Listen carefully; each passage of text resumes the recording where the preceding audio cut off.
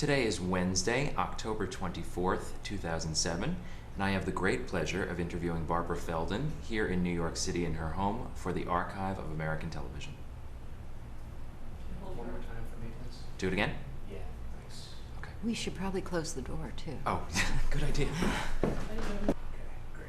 Tell me when you're ready. Set. Today is Wednesday, October 24th, 2007, and I am here in New York City with the great pleasure of interviewing Barbara Feldon in her home for the Archive of American Television. Oh, hello. I have to say my own name. Can I do that again? I had all those words in the wrong order. Are we both in the picture? Yes. Okay. Okay, let me do... Can I do that again? I shouldn't be. Let's get rid of that first one. Okay. Okay. My name is Jim Colucci. Today is October 24th, 2007, and I have the great pleasure of interviewing Barbara Feldon here in New York City at her home for the Archive of American Television. Leave your cell phones off, please. Okay, rolling this feed. Welcome to the Thank you. Archive of American Television interview. I wanted to ask you to start off. Let's take a few minutes to get some information about your early years.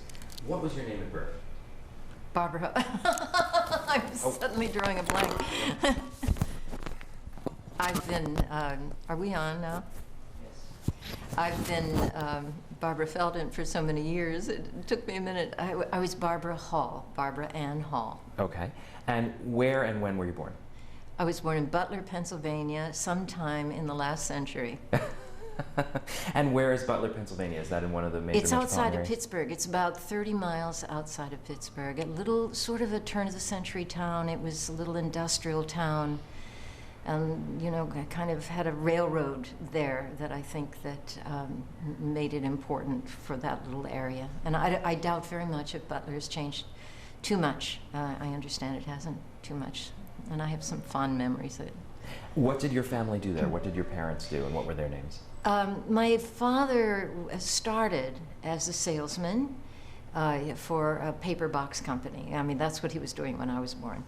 And then he, as time went on, he rose. He did the American dream. He got on the ladder and he climbed up to the top of the ladder and he became president of that company. And then he moved to another company, paperboard company, and he was vice president and general manager of that company. So he was a businessman, and he was very conservative. He was a good American. He was very unhappy that he couldn't be in the Second World War because of his eyesight. And so that was, you know, when I think of my dad, I think of real quality, honor, you know, ethics, a sense of being an American, you know, and a lot of what I am today, I really owe to my dad in terms of my outlook on the world. Okay. And your mom, what did My she do? mother, well, that was my father's side. My father's family went back to, they had a plantation at one time in Maryland, I guess, and they had merchant ships. A couple of them were sunk during the Civil War to block the harbor. And in fact, there's still a law case, evidently, that has never been settled with the government for sinking those ships. I'm not going to pursue it. So they were English, and they'd been here for so many generations. My mother's family also had been here for many generations in Michigan. They were Scottish farmers. And I used to love going to Michigan. They were salt of the earth. My grandfather worked in a factory, in an automobile factory in Flint, Michigan, after he left the farm. And my mother grew up in, you know, like middle America, going to church every Sunday, singing in the church choir, taking piano lessons. And in their house, they had a very modest house, 753 East Rankin Street, where my heart resides, even though I didn't spend that much time there. They had a little room. You walk into the house, and they had roomers who lived upstairs. So that would, you know, augment their income. And there was a little room as you came in, which was the music room, which was not unusual in those days because every family aspired to have a piano, and they had all this sheet music they piled on top of the piano, and all these songs. Sweet Eloise, sing the birds in the trees. I mean, she could play all of those, and she could also play Beethoven. She had evidently very good teacher in Flint, Michigan. So the artistic side of the family is definitely my mother's, and she had a beautiful voice, contralto voice, and she was going to be a great singer, and she went to the Westminster Choir College in Dayton, Ohio, and that's when she met my dad, who was working at that time for the National Cash Register Company as a salesman. And then she married him when she was 19, and that was the end of her career, and she always regretted it. So I think that was one of the encouraging things from her. But it sounds like interesting ingredients for someone who decides to become a performer. Your mom had that desire. You said your dad was conservative. Did they support your wish to become an actor, or? Yes, you know, this was such a Puritan family. You know, the warmth in the family came from came from the farmers in Michigan, the family reunions, the visiting the lake of this little sort of shack on the lake that they all had, and nothing could have been more wonderful. The lake was so muddy. When you walked in, it just oozed mud up through your toes. And I was in heaven when I was there because it was a big family. My father's side was very small. He was an only child, and it was very austere, very austere.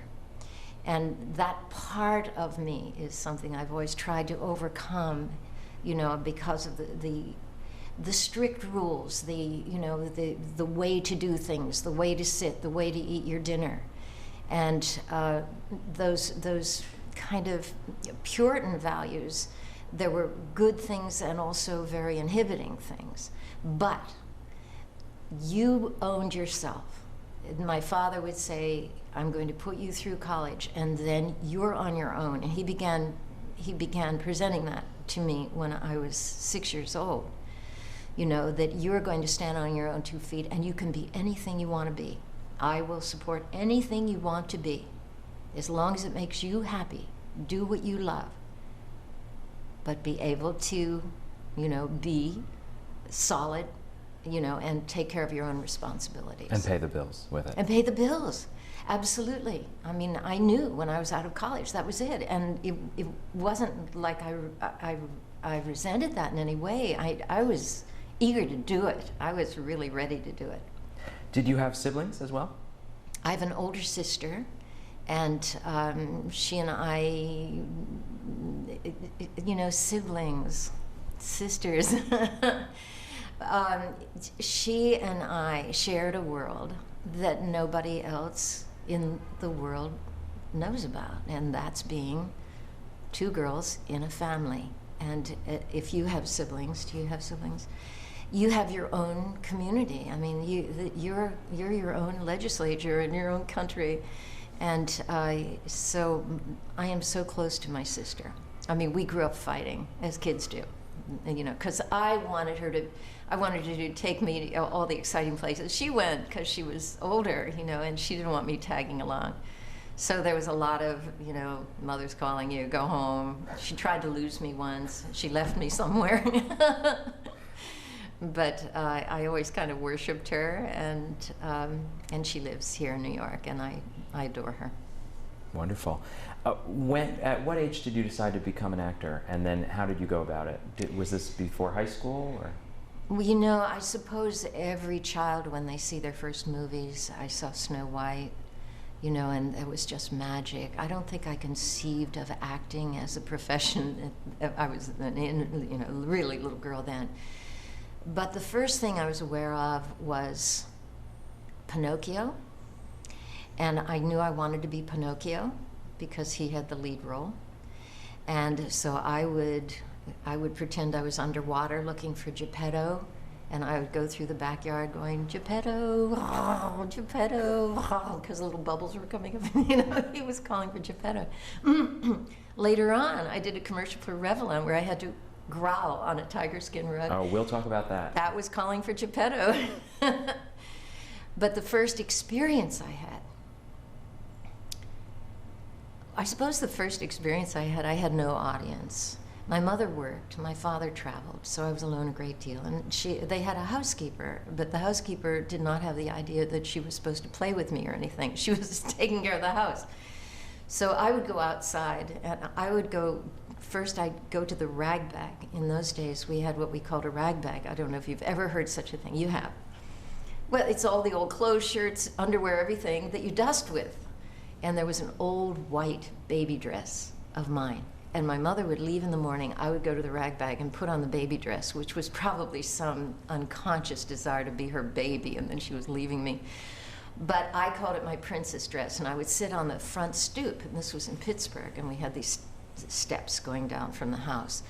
And I would pretend to read, because my sister could read. And I would get a book, and I'd sit in my princess dress, and I would read to the empty street. But that was a kind of performance that I was giving. It was very, very satisfying.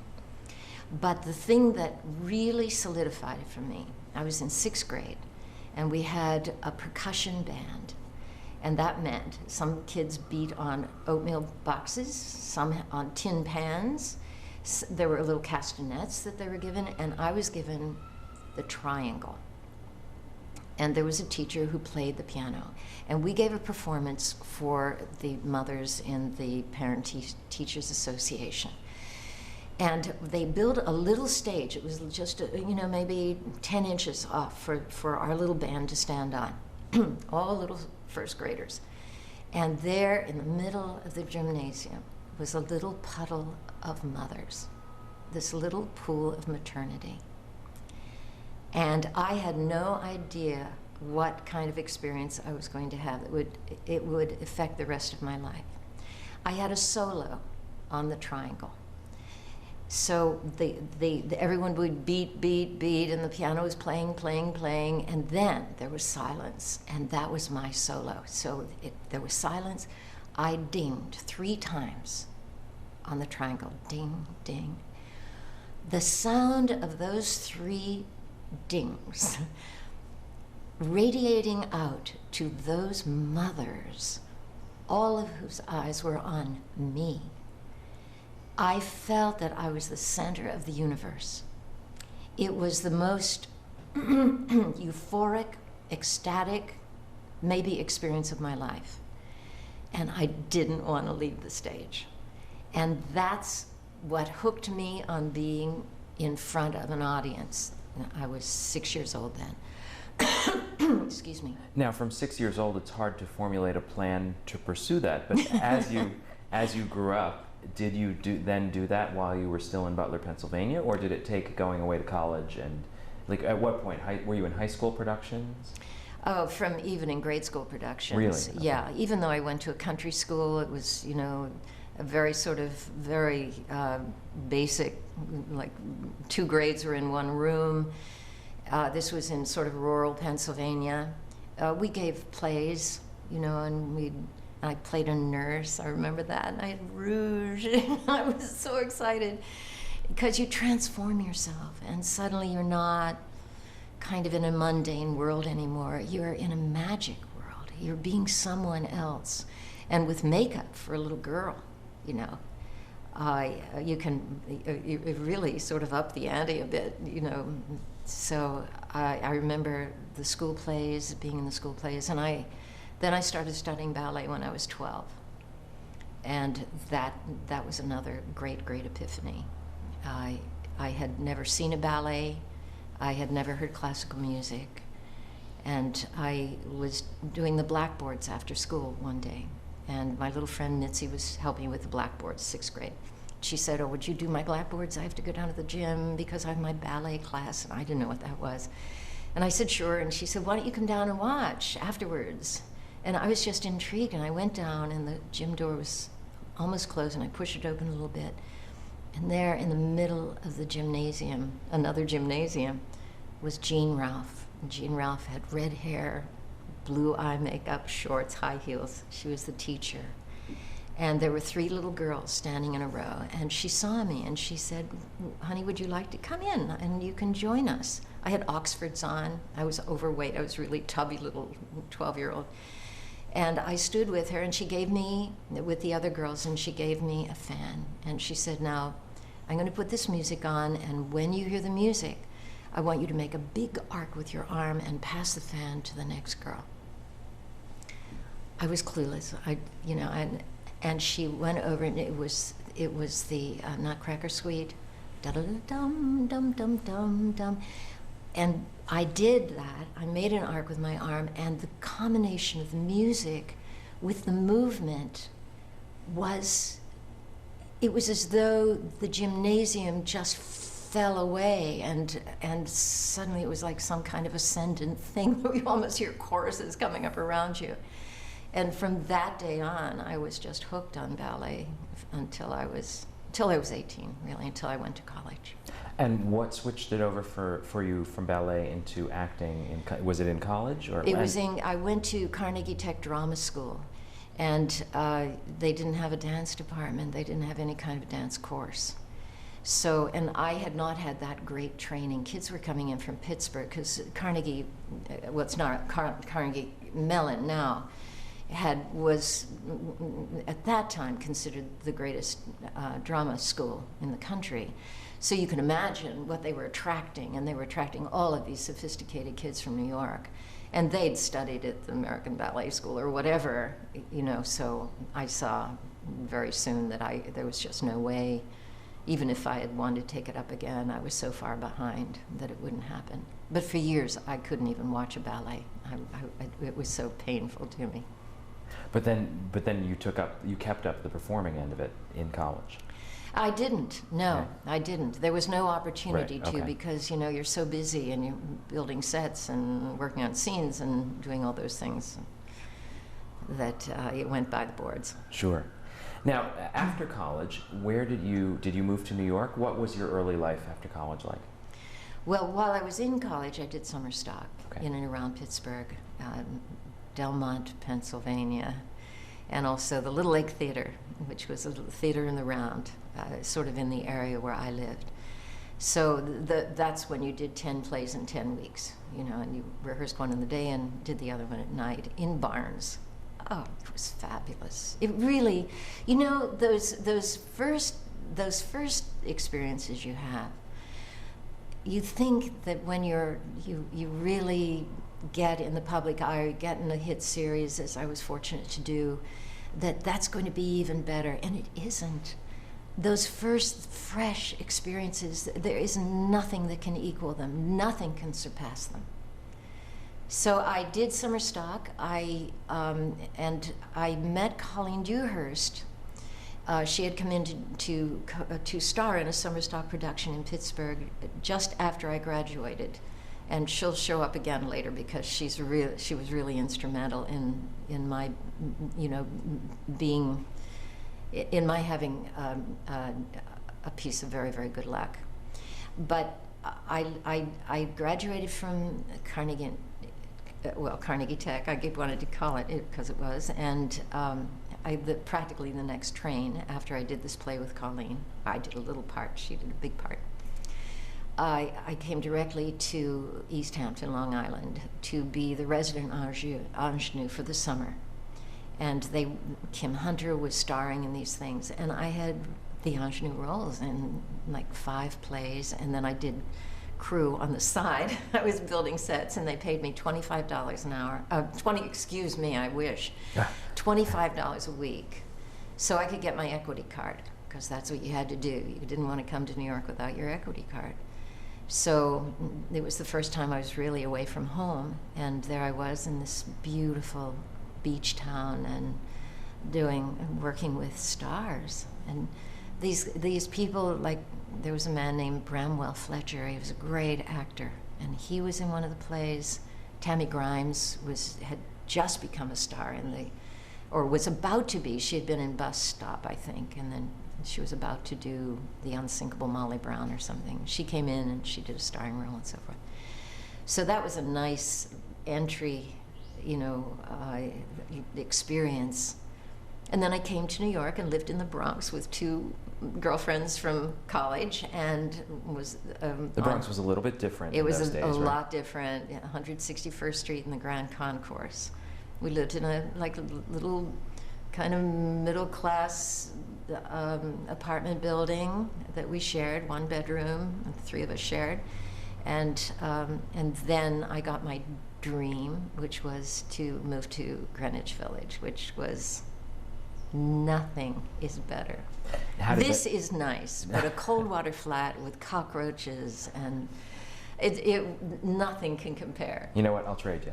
But how did that come about? How did your dream to move to the Village come about? One of my roommates got lucked into a 6th-floor walk-up cold water flat, and so I went with her, and we lived there. And then she moved out, and I had it to myself, which was my other great dream, which was to have a place of my own. And I have never stopped relishing that. Now, during these days, in addition to having your equity card, is this when you started also at modeling and doing commercials? No, Okay. I was Tell me too about that. heavy. I weighed 100. I weigh now 112. I weighed 145. I got work as a dancer at the Copacabana the first year, and I was doing temp work all the time. I mean, like selling paper towels in Brooklyn markets, or demonstrating popcorn machines at electronics conventions, or Performing. in a little short Eskimo suit or something. I mean, who knows? But that was another thrill, was dancing in the line at the Copacabana in sparkling costumes, and that ball rolling around and the sparkles going, and Jimmy Durante came in and we danced with Jimmy Durante. Oh, it was too fabulous. And then I got a job as a showgirl, walking down staircases with flowers from my titties to my hands. But very clothed. I mean, in those days, you know, you were just so up to here. And I loved it. I loved it. I loved the glitz and the music, and it was fabulous. So that was my first experience of acting, or you can't call it acting, it wasn't. And then a little later on, I did a crawl-on in a play that Colleen was starring in, that Sidney Lumet directed, called Caligula, with Kenneth Haig and Colleen. And by crawl on, you mean? I crawled on and ate grapes during the banquet scene. I went out of town. We opened in New Haven, and we went to we didn't go to Washington with that. And we opened on Broadway, and Did your parents come and see it and see you? Broadway. I'm so proud of how you eat grapes. I mean, at which point did they start to catch up with your career and see that this was going to work? My career, yes, my blossoming career. So far, I'd been walking down staircases with headdresses that were 4 feet high, and crawling on and eating grapes during a Roman banquet. And then what happened? And then I got it. Then the $64,000 question happened. Let's talk about that. Okay. Now, how did you get selected to go on that show? What made you decide to? And then I want to talk about the process of going on. Yeah, it was a fluke. I was in this production of the Ziegfeld Follies, and this is not the original Ziegfeld Follies. I understand that. And they came in to do a little publicity piece for the New York Times magazine section, and they asked us really dumb questions like, which is smarter, a mouse or a chicken? And we were all saying, you know, what did you put down? What did you put down? You know, you couldn't take it seriously. It was just stuff. And when it was printed in the paper, it said that I had gotten 100% on this test, way above all the other showgirls, which made me very unpopular in the dressing room. And the $64,000 question producers called me and said, will you come in? We'd like to see if there's some way we can put you on the show. What are you an expert in? I said, I can't possibly do that. I'm not an expert on anything. That would be embarrassing. And they said, well, just come in and talk to us. And a friend of mine talked me into doing it and said, you know, what do you have to lose? And then when I thought about it, I thought, you know, on my dressing table at the show was a copy of King Lear, because I'd been rereading the Shakespeare plays and wishing I would be cast in, you know, something like that, and which I never have been, by the way, and still want to be. So I thought, you know, if they gave me time, if they gave me a few months, maybe I could just memorize. Had a really good memory. Why not just memorize a bunch? It's all in one volume. Why couldn't I do that? So I went in, and they said, well, let us give you a test. And so I did the test. Before memorizing? I'm not sure. Okay. It seems to me it had to be after memorizing. Oh, okay. I don't think I could have come up with that much stuff, because I think it was a pretty long test. And so I went away for 3 months and did nothing but study Shakespeare when I got home from the show every night, because I would go to bed around 4 in the morning.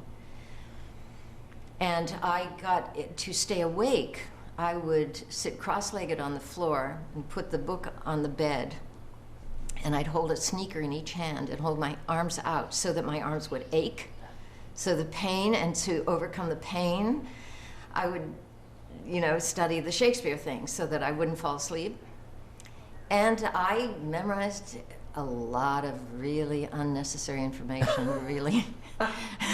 Nothing would touch your soul. Dates and, you know, buildings, and oh God, I memorized stuff. Lots of character lists and little passages and stuff. And I guess I took the test at that point. And then they put me on, and the questions were very easy. And I was surprised at how easy they were. And then I became sort of a popular guest, and the questions stayed easy. I mean, they... And you worked your way through the dollar levels. Is that how it worked? Yes, I did. Okay. Yes. So by returning on different episodes, you would work your way up to higher dollar levels? Yeah. Okay. Do you remember what question you won with? I know you won, right? You know, I don't remember. I know the question I lost with, because I went on to 128,000. Okay. And then I lost. I remember that question. Well, what question is that? We always remember the negative things. Isn't it always the way? The positive things just get lost in the mist. I did get the $64,000. Yes. So I did win that. Yes. Which I didn't even want, because I was just newly poor and I was enjoying it. The last thing I wanted was wall-to-wall carpeting. I had just escaped upper middle-class Pittsburgh, and here I was in my bare-floored, cold-water flat. In any case, the question they asked me, they gave me 3 signatures. They were all different. They all said William Shakespeare, and they were all considered Shakespeare's signatures. And then they gave me 3 documents, and they said, match the signatures to the documents, because the signatures were quite radically different. Because he may have, there was this idea that he may have been illiterate, because there was like a dot under that means the sign of the illiterate, or how could he be illiterate? I mean, the whole thing is really ridiculous. Anyway, could I do it? No. I mean, I just laughed. I mean, but that's something that requires, you know, forensic signature experts, not yes, not well, someone who knows it was Shakespeare's time work. for me to go. Enough was enough. So. Well, we're going to break for a moment, and then when Okay. we come back, we'll talk more.